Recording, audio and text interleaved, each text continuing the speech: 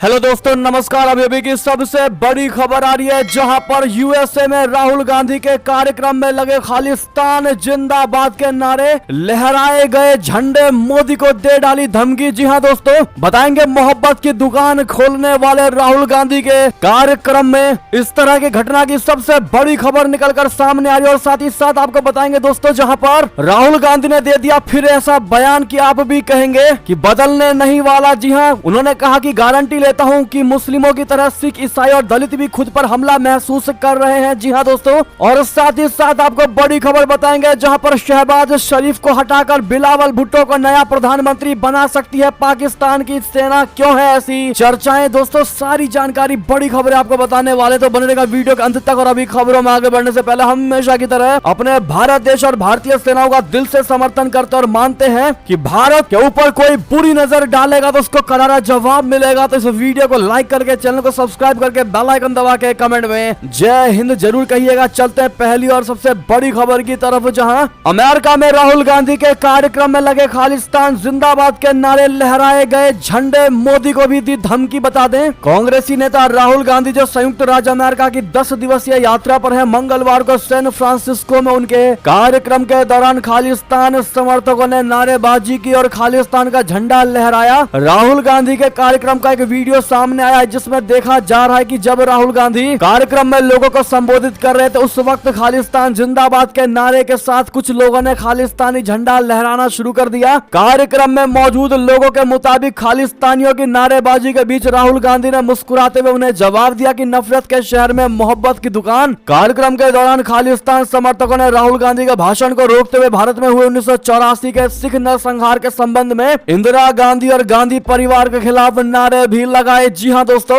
बड़ी खबर आपको बता रहे हैं। तो वहीं इस घटना के फौरन बाद खालिस्तानी आतंकवादी संगठन सिख फॉर जस्टिस के प्रमुख गुरु पतवंत सिंह पन्नू ने सोशल मीडिया पर एक वीडियो साझा किया, जिसमें कांग्रेसी नेता राहुल गांधी के खिलाफ खालिस्तानी समर्थकों द्वारा विरोध किए जाने की घटना के दृश्य दिखाई दिए हैं। जी हां, इतना ही नहीं दोस्तों, गुरु पतवंत सिंह पन्नू ने जो वीडियो जारी किया है, उसमें उसने सिख नरसंहार का जिक्र किया है और उसने राहुल गांधी को यह कहते हुए धमकी दी है कि वो पूरे अमेरिका में कहीं भी यात्रा करेंगे और जनता को संबोधित करेंगे, उन्हें अमेरिका में सिखों से इस तरह के प्रतिरोध का सामना करना ही पड़ेगा। साथ ही साथ पन्नू ने एक और चेतावनी प्रधानमंत्री नरेंद्र मोदी को भी दी। उसने पीएम मोदी को धमकी देते हुए कहा कि जब पीएम मोदी अपनी राजकीय यात्रा के दौरान अमेरिका आएंगे तो उन्हें भी ऐसी परिस्थिति का सामना करना पड़ेगा। गुरु पतवंत सिंह पन्नू ने ऑडियो क्लिप में कहा है कि अगली बार 22 जून को मोदी की बारी। दोस्तों, इतना कुछ हो जाने के बावजूद भी राहुल गांधी ने खालिस्तानियों के खिलाफ एक शब्द भी कुछ नहीं बोला, जो कि यह दर्शाता है कि उन्होंने भारत का बचाव नहीं किया। बहरहाल इस पर आपकी जो भी राय हो दोस्तों, कमेंट में लिखकर अवश्य बताइएगा। जितना ज्यादा उसके इस वीडियो को आज शेयर करिएगा व्हाट्सएप, फेसबुक पर। देखते हैं भारत की जनता इस पर क्या जवाब देती है।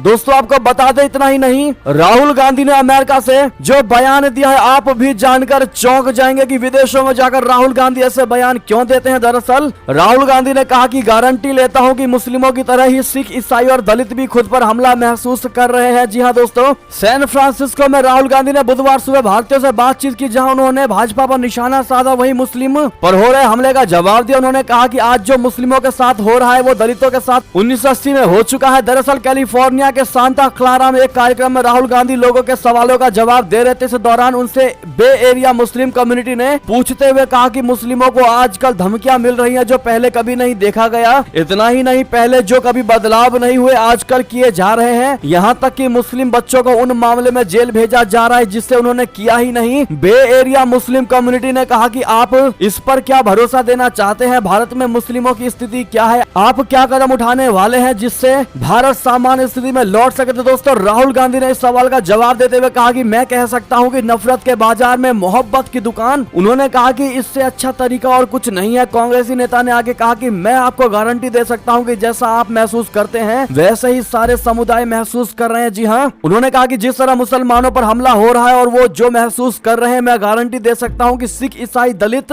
आदिवासी भी ऐसा ही महसूस कर रहे हैं। उन्होंने कहा कि आज भारत में मुस्लिमों के साथ जो हो रहा है वही 1980 के दशक में दलितों के साथ हुआ था। राहुल ने आगे कहा कि नफरत को नफरत से नहीं काटा जा सकता है, बल्कि नफरत को प्यार से दूर किया जा सकता है। दोस्तों आपने राहुल गांधी के इस बयान को सुना जो उन्होंने अमेरिका में जाकर दिया है। ऐसे में इस बात से एक चीज तो क्लियर होता है दोस्तों कि जो बयान राहुल गांधी भारत में रहकर नहीं देते हैं, वो बयान वो अमेरिका में जाकर दे रहे हैं और अपने भारत देश की कहीं ना कहीं इन बयानों से बेइज्जती करवा रहे हैं, चाहे कोई चीज हुई हो या ना हुई हो। लेकिन आप विदेश में जाकर के भारत के खिलाफ बयान देना, भारत में किसी समुदाय के प्रति इस प्रकार की बातें कहना, अगर आप भी दोस्तों मानते हैं कि अगर घर की कोई विवाद है तो वो घर में ही सुलझानी चाहिए, बाहर जाकर के जग जाहिर नहीं करना चाहिए। और राहुल गांधी ने जो ये किया है वास्तव में बड़ा ही गलत किया अपने भारत देश के लिए। तो दोस्तों कमेंट में अपनी राय अवश्य दीजिएगा और साथ ही साथ क्या सुझाव देना चाहेंगे आप लोग राहुल गांधी को, और आपके नजर में राहुल गांधी की इमेज कैसी है दोस्तों कमेंट में लिखकर अवश्य बताइएगा। देखते हैं भारत की जनता क्या कहती है। साथ ही साथ अगली खबर की बात करें, जहां क्या शहबाज शरीफ को हटाकर बिलावल भुट्टो को नया प्रधानमंत्री बना सकती है पाकिस्तानी सेना, आखिर क्यों चल रही है ये चर्चा, बता दे। पाकिस्तान में गृह युद्ध का खतरा लगातार बढ़ता जा रहा है। इमरान खान पर आर्मी एक्ट के तहत सख्त कार्रवाई होने और फांसी का खतरा मंडरा रहा है। इस बीच चीनी मीडिया की रिपोर्ट है कि पाकिस्तानी सेना बिलावल भुट्टो जरदारी को प्रधानमंत्री के तौर पर प्रोजेक्ट कर रही है। इसके पीछे कारण है कि सेना की नजर में इमरान खान और मौजूदा पीएम शहबाज शरीफ की चमक लगातार फीकी पड़ रही है। ऐसे में संभावना है कि पाकिस्तान के नए विदेश मंत्री बिलावल भुट्टो जरदारी देश के अगले प्रधानमंत्री बन सकते हैं। सेना की नजर में बिलावल भुट्टो जरदारी पाकिस्तान पीपुल्स पार्टी से दल बदलुओं को जोड़कर पार्टी को मजबूत कर रहे हैं। पाकिस्तान में हालात इस कदर बिगड़े हुए हैं कि कब क्या कुछ हो जाए कहा नहीं जा सकता।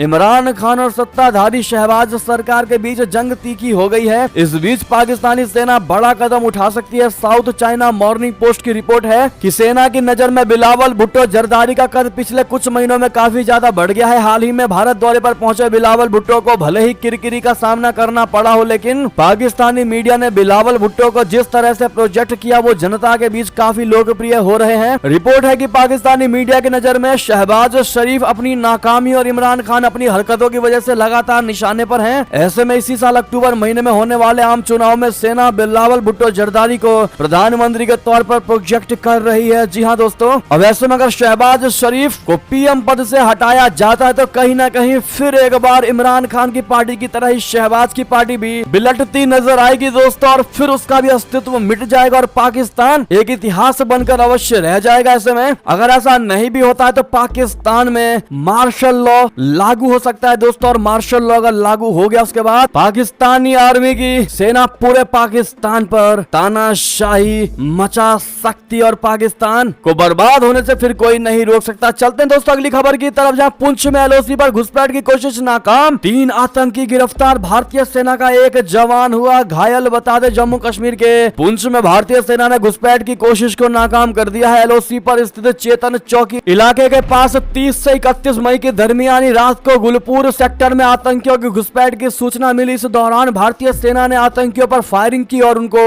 काबू करने के लिए सर्च अभियान चलाया। इस दौरान भारतीय सेना ने 3 आतंकवादियों को गिरफ्तार कर लिया है। इसमें सेना की गोली से एक आतंकी घायल हुआ है। उधर इस फायरिंग में सेना का एक जवान भी घायल हुआ है। घायल जवान का नाम जसप्रीत सिंह है। एक आधिकारिक बयान के अनुसार भारतीय सेना ने 30 से 31 मई की दरमियानी रात को पुंछ सेक्टर में लाइन ऑफ कंट्रोल पर जम्मू कश्मीर पुलिस के साथ एक संयुक्त अभियान शुरू किया। खराब मौसम और भारी बारिश का फायदा उठाते हुए बाढ़ को पार करने का प्रयास करते हुए 3 से 4 आतंकवादियों को पुलिस ने रोकने की कोशिश की। इस बयान में आगे कहा गया कि लगभग 1.5 घंटे की गतिविधि पर नजर रखने के बाद बुधवार सुबह करीब 4 बजे भारतीय सेना ने एलओसी पर फायरिंग की, जिसमें कुछ आतंकवादी मारे गए। इसके बाद सुरक्षा बलों ने इलाके की घेराबंदी करके सर्च अभियान शुरू कर दिया। इस दौरान सेना ने 3 आतंकवादियों को गिरफ्तार किया। इस फायरिंग में भारतीय सेना का एक जवान घायल हो गया और उसे सुरक्षित निकाल लिया गया है। जी हाँ दोस्तों, ऐसे में आतंकवादियों के पास से जो जो चीजें बरामद हुई हमने स्क्रीन पर दे दिया, आप देख पा रहे होंगे। ऐसे में दोस्तों अपने घायल हुए उस जवान को आप लोग गेट वेल सून जरूर करिएगा ताकि आपकी दुआएं लगे और जल्द से जल्द वो ठीक हो जाए और भारत के सेवा में फिर से वो लग सके।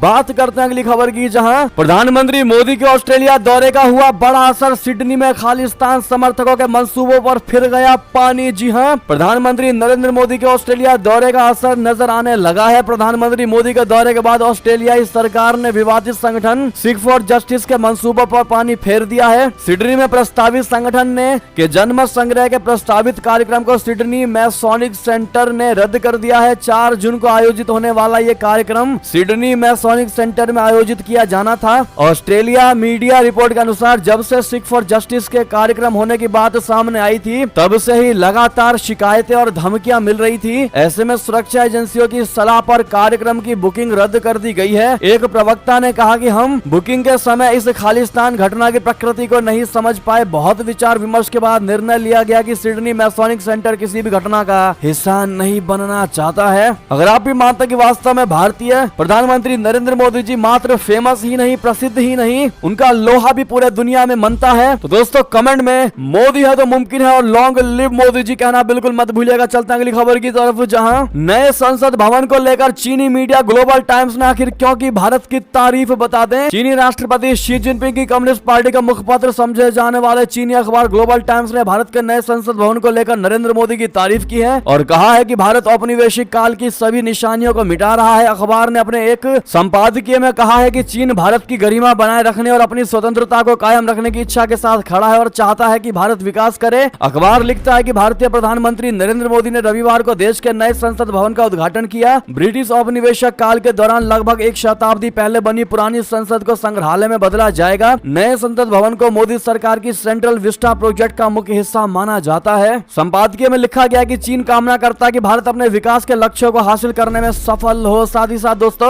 अंतिम खबर की बात करते हैं, जहां पर असदुद्दीन ओवैसी की बीजेपी को बड़ी चुनौती, कहा हमने भी चूड़ियां नहीं पहनी, विपक्षी एकता पर भी भड़के। जी हां, तेलंगाना में एआईएमआईएम के सांसद असदुद्दीन ओवैसी ने बीजेपी पर तीखा हमला बोला है। सदाशिव पेट में एक रैली को संबोधित करते हुए ओवैसी ने कहा कि बीजेपी के लोगों को सिर्फ तोड़ना आता है। बीजेपी को चुनौती देते हुए ओवैसी ने कहा कि अगर उन्होंने ओल्ड सिटी हैदराबाद की तरफ देखा भी तो हमने भी चूड़ियां नहीं पहनी है। ओवैसी यही नहीं रुके, उन्होंने विपक्षी एकता पर भी सवाल खड़े कर दिए। तंज कसते हुए कहा कि अगर ऐसे ही झुमरी तलैया करते रहोगे तो बीजेपी को हराना भूल जाओगे। ऐसे में दोस्तों असदुद्दीन ओवैसी के बीजेपी पर पलटवार करने को लेकर आपकी क्या राय होने वाली है, कमेंट में लिखकर जरूर बताइएगा। दोस्तों ये थी अभी की सारी बड़ी खबरें। आपको खबर कैसी लगी? आशा करता हूँ बहुत अच्छी लगी होगी। थोड़ी भी अच्छी लगी तो इस वीडियो का भी अपने भाई बंधुओं में व्हाट्सएप, फेसबुक, ट्विटर के जरिए पूरे भारत में शेयर करना बिल्कुल मत भूलिएगा। और अभी कर दीजिए इस वीडियो को लाइक, चैनल को कर दीजिए सब्सक्राइब, बेल आइकन दबाइए, साथ ही कमेंट बॉक्स में लिख दीजिएगा जय हिंद जय भारत। और दोस्तों यहाँ तक बने रहने के लिए आप सभी का बहुत बहुत धन्यवाद।